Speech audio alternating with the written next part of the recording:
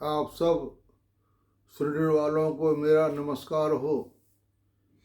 पिछली कथा में मैंने आपको बताया था कि ईश्वर और जीव में क्या अंतर है, सो मैंने आपको बता दिया। आज मैं आपको बताने जा रहा हूं कि काकभूषण जी को कौवे का जन्म अच्छा क्यों लगा। ये बड़ी रोचक कहानी है कि काकभूषण जी कौवे के रूप में क्यों रहते हैं, उनको प्यारा क्यों लगा, उन्होंने और किसी का सही धारण क्यों नहीं किया, क्यों उनको वरदान मिला हुआ है तुम जिस योनि में चाहो रह सकते हो, जब तक चाहो तब तक उसको योनि छोड़कर दूसरी योनि में आप जा सकते हो, आप हर जगह स्वतंत्र हैं। ये लोमड़ ऋषि ने उनको वरदान दिया था काकभूषण जी को। तो उन्होंने सबसे प्रिय शरीर काक का ही समझा। इसके बारे में आपको छोटी कथा सुना रहा हूं। जिस सुख के निमित्त त्रिपुर के शत्रु शिवजी महाराज अशुभ भेष किए रहते हैं और अथवा रूप छिपाकर अवध में आते हैं और शिवजी के सुख के देने वाले हैं, अवधपुरी के नर नारी उसी सुख में सदा मगन रहते हैं, अथवा इसी सुख के निमित्त शिवजी योगी बन अवध में जाते हैं और उस सुख का लवलेश जिसने स्वप्न में भी एक बार पाया, तो हे गरुड़ जी, वे सज्जन सुंदर मति वाले ब्रह्म सुख को कुछ भी नहीं गिनते।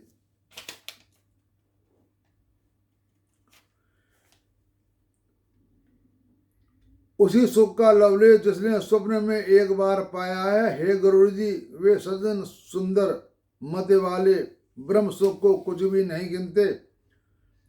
मैं भी कुछ दिनों तक अयोध्या में रहा और सुंदर बाल विनोद देखे, राम के प्रसाद से भक्ति का वरदान पाकर प्रभु के चरण वंदन करके फिर मैं अपने आश्रम को चला आया। तब से मुझे माया नहीं व्यापी। जब से रघुनाथ जी मुझे अपनाया है, यह सब गुप्त चरित्र मैंने तुमसे कहा। जिस प्रकार प्रभु की माया ने मुझे नचाया था, हे गुरु जी, अब मैं अपना अनुभव कहता हूँ। बिना हरि भजन के कलेश नहीं मिटते। हे गरुड़ जी, सुनिए, रघुनाथ जी की कृपा के बिना राम की प्रभुता नहीं जानी जाती। इसके बाद मैं आपको यही बताने जा रहा हूं कि उनको कौवे का शरीर प्यारा क्यों लगा। इसको आप ध्यान से सुनना।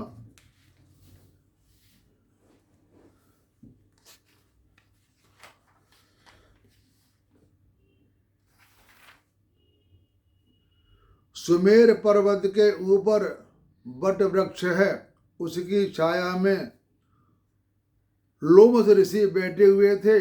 देखते ही मैंने उनको सिर नवाया और अत्यंत दीन वचन बोला, एक प्रलय में इनका एक रोम गिरता है।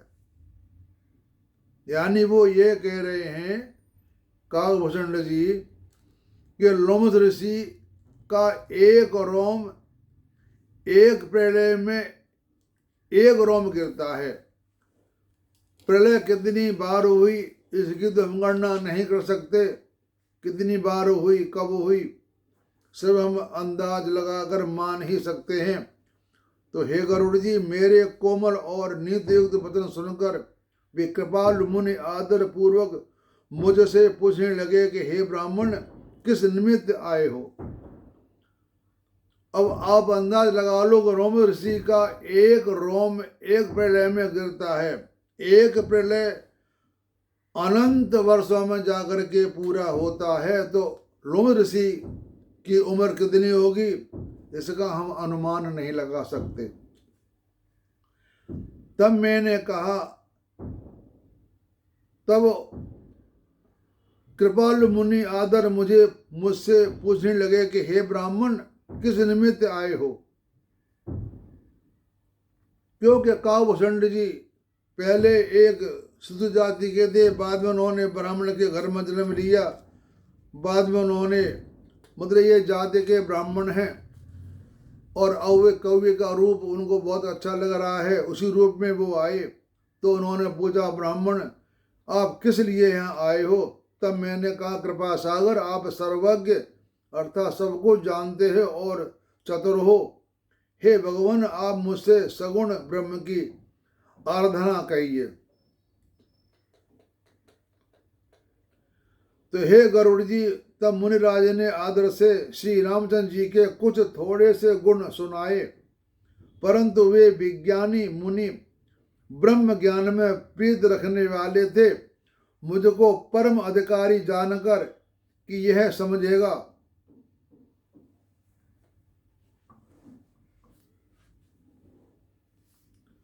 और ब्रह्म का उपदेश करने लगे कि ब्रह्म अज अद्वैत अगुण है, सबके हृदय में बसता है, कला रहित, इच्छा रहित, अनाम, रूप रहित, अखंड, अनूप और अनुभव से जाना जाता है। मुनि ने मुझको अनेक प्रकार से समझाया, परंतु निर्गुण मत मेरे मन में नहीं आया। यानी भगवान का रूप सगुण और निर्गुण दो तरह का बताया जाता है। जैसे वेद के प्रमाण से जल और लहर एक है, वैसे ही जीव ब्रह्म एक है। यानी जैसे एक जल भरा हुआ है तालाब में या समुद्र में, जल है और जल में लहर उठती है, तो एक तो यही सगुण और निर्गुण रूप हो गया। सगुण ही निर्गुण है, निर्गुण ही सगुण है, दोनों एक ही चीज हैं। लेकिन बिगड़ सगुण के हम भगवान को नहीं पा सकते। हमें भगवान को पाने के लिए कोई तो रूप बनाना पड़ेगा मन के अंदर, ये हमारा भगवान है, और भगवान हम गुरु को ही मानेंगे। क्यों? गुरु एक ऐसी कड़ी है जो भगवान से मिलाता है। तो पहला प्रथम गुरु हमारा भगवान ही है, वह हमको भगवान से मिलाता है। तो मुनि ने मुझको अनेक प्रकार से समझाया, परंतु निर्गुण मत मेरे मन में नहीं समाया। मैंने चरणों में सिर नवाकर फिर कहा कि हे मुनिराज, मुझसे तो आप सगुण उपासना कहिए। कहते भाई भगवान आप मुझे सगुण कहिए, निर्गुण के बारे में मुझे आप न समझाएं। तो राम के भक्ति रूपी जल में मेरा मन मीन हो रहा है। चतुर मुनिराज, सो कैसे अलग हो सकता है? दया करके वही उपदेश कीजिए जिसके द्वारा अपने नेत्रों से रघुनाथ जी का दर्शन करूं।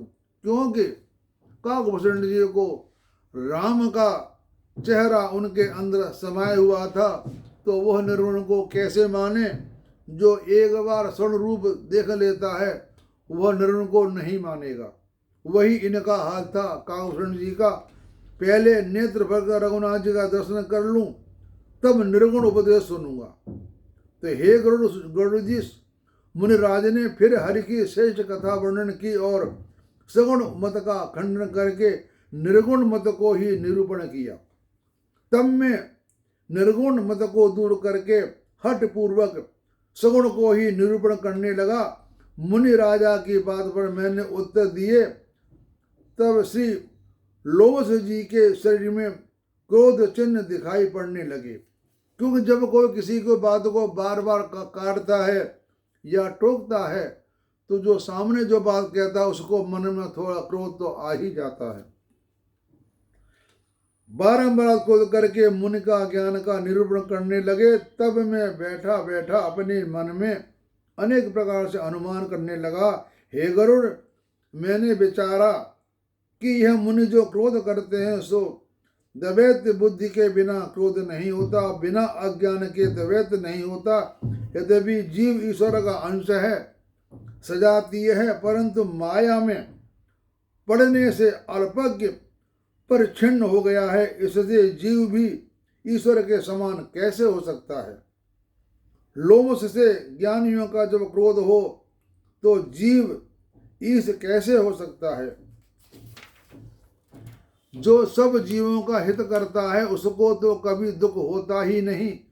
जिसके पास पारस मणि है वह क्या दरिद्र हो सकता है, कभी नहीं। जब ईश्वर लय हो तो सब गुण उसको सदृश्य हैं, फिर क्रोध क्यों। फिर क्या कामी निष्कलंक रह सकता है, पराया द्रोही क्या निशंक हो सकता है, नहीं हो सकता। क्या ब्राह्मण का बुरा करने से वंश रह सकता है। जो अपने स्वरूप को पहचान जाए फिर उसके शुभ अशुभ कर्म रह सकते हैं। दुष्ट की संगति करने से क्या कभी किसी को सुमति प्राप्त होती हुई है, कभी नहीं हो सकती।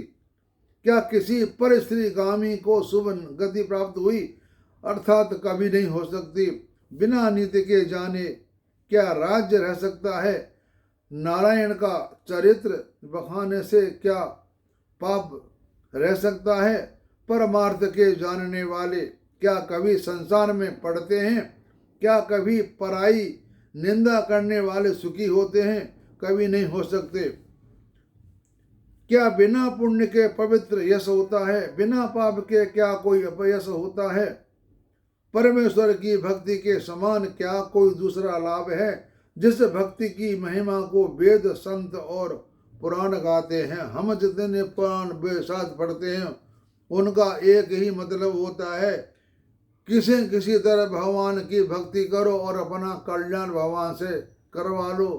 यही इसका सार है पढ़ने का, और कोई सार नहीं है। हम इस उलझन में ना पड़े भगवान क्या है कैसा है, इस स्वाद को छोड़ दें, नहीं तो हम कहीं के नहीं रहेंगे।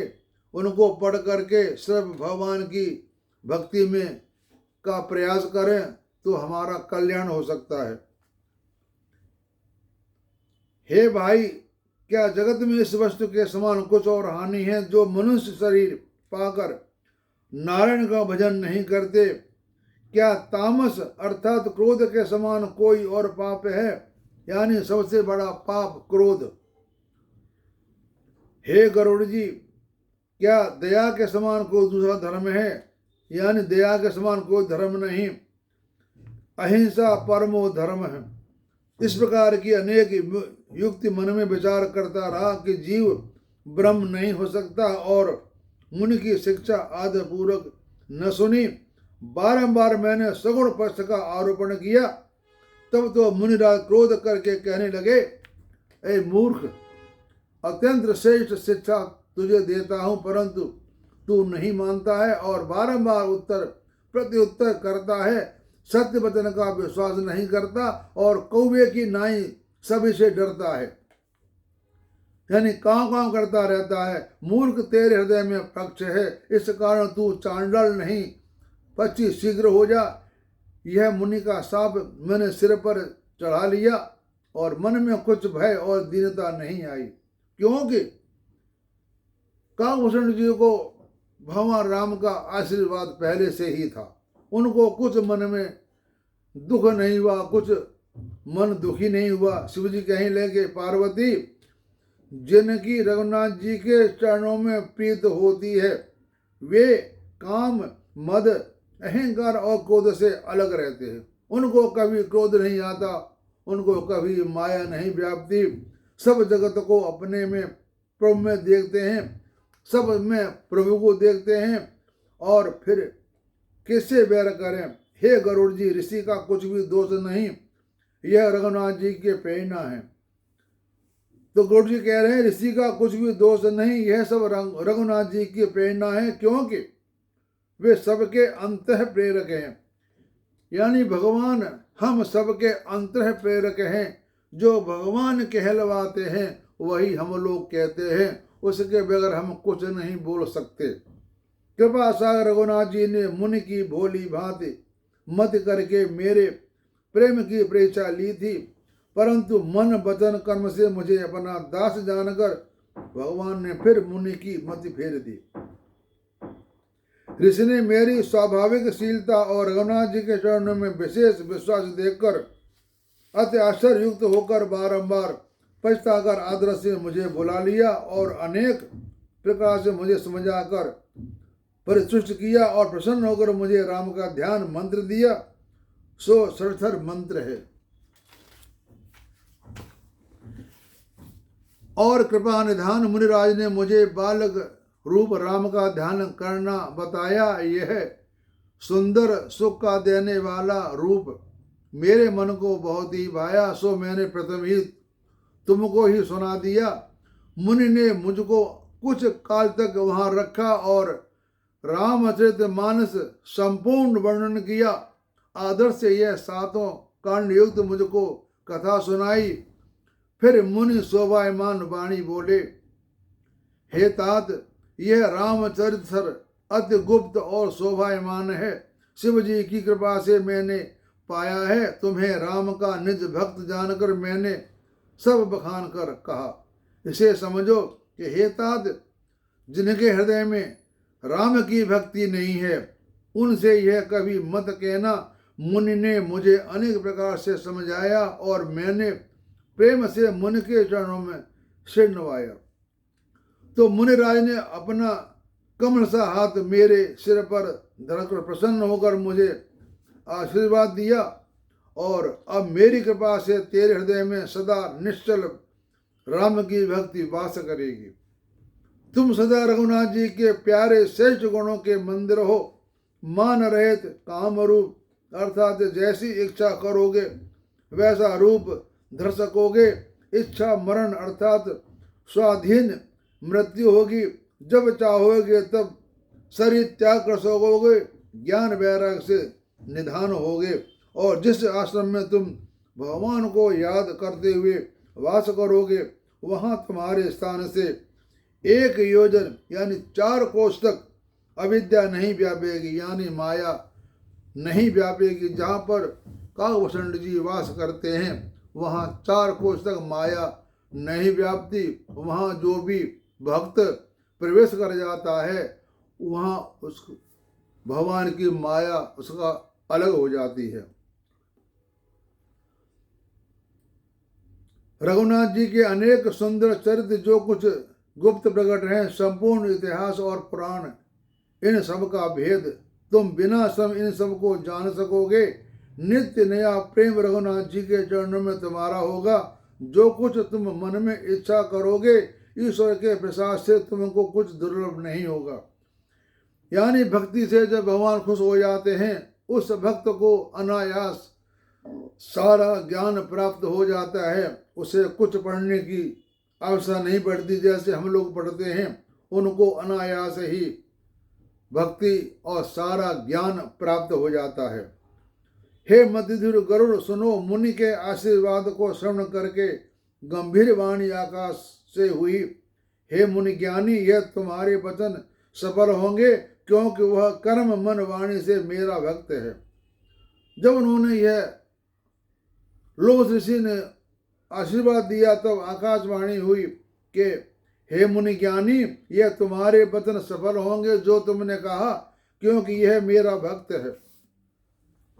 यह आकाशवाणी सुनकर मेरे मन में बड़ी खुशी हुई, प्रेम में मगन हो गया। सब संदेह जाते रहे। विनती करके मुनि की आज्ञा पाए उनके चरण कमलों में बारंबार सिर नवाया। प्रसन्न होकर आश्रम में आया।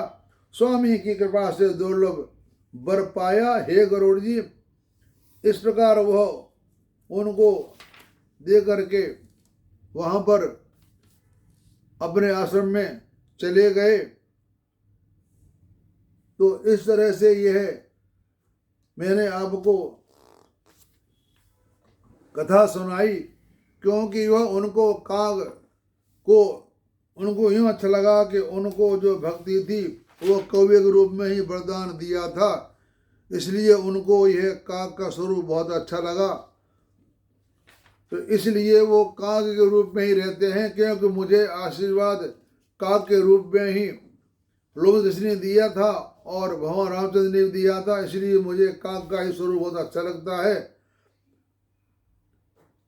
इस प्रकार गरुड़ जी पुरुष नारायण की भक्ति छोड़कर दूसरे उपाय से सुख चाहते हैं, वे मूर्ख महासागर को अपनी जड़ कर्ण से पैर कर बिना नौका के हुई पार हुआ चाहते हैं। तो हे पार्वती, यह भूषण जी के वचन सुनकर गरुड़ जी प्रसन्न होकर कोमल वाणी बोले, हे प्रभु, अब आपके प्रसाद से मेरे हृदय में संदेह, शोक, मोह, कुछ भ्रम नहीं रहा। ये कहकर ये अपने जगह पर चले गए। आप सबका धन्यवाद।